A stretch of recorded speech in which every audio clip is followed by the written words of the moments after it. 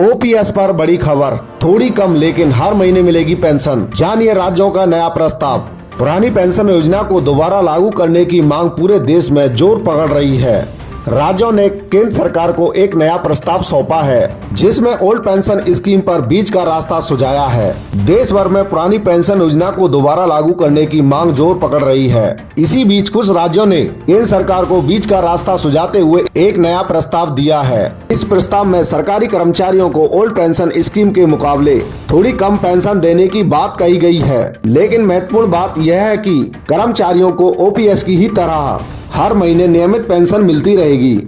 Indian express की एक report के मुताबिक कई राज्यों ने वित्त सचिव की अगुवाई वाली कमेटी को जो प्रस्ताव सौंपा है, उसमें सरकारी कर्मचारियों को उनकी न्यूनतम सैलरी पर पेंशन देने की बात कही है। प्रस्ताव के मुताबिक सरकारी कर्मचारी जब सेवा में आते हैं और शुरुआत में उन्हें जो सैलरी मिलती है, उसका 50% हर महीने पेंशन के तौर पर दिया जा सकता है।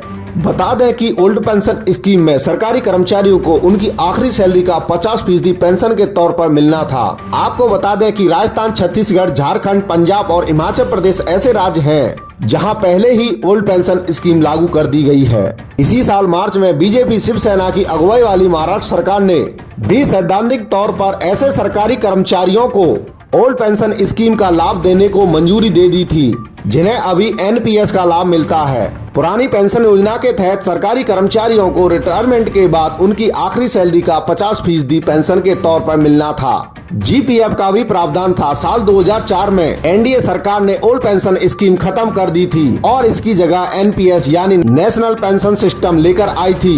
इसी साल मार्च में केंद्र सरकार ने संसद में कहा था कि उसकी ओल्ड पेंशन स्कीम को दोबारा लागू करने की कोई योजना नहीं है। सरकार ने इसी बीच ऐसे सरकारी कर्मचारियों को ओल्ड पेंशन स्कीम चुनने का एक मौका दिया था, जिनकी नौकरी का नोटिफिकेशन दिसंबर 2003 से पहले आया था। दोस्तों, ओपीएस पर आई नई अपडेट आपकी समझ में आई या नहीं, हमें कमेंट बॉक्स में कमेंट करके जरूर बताना।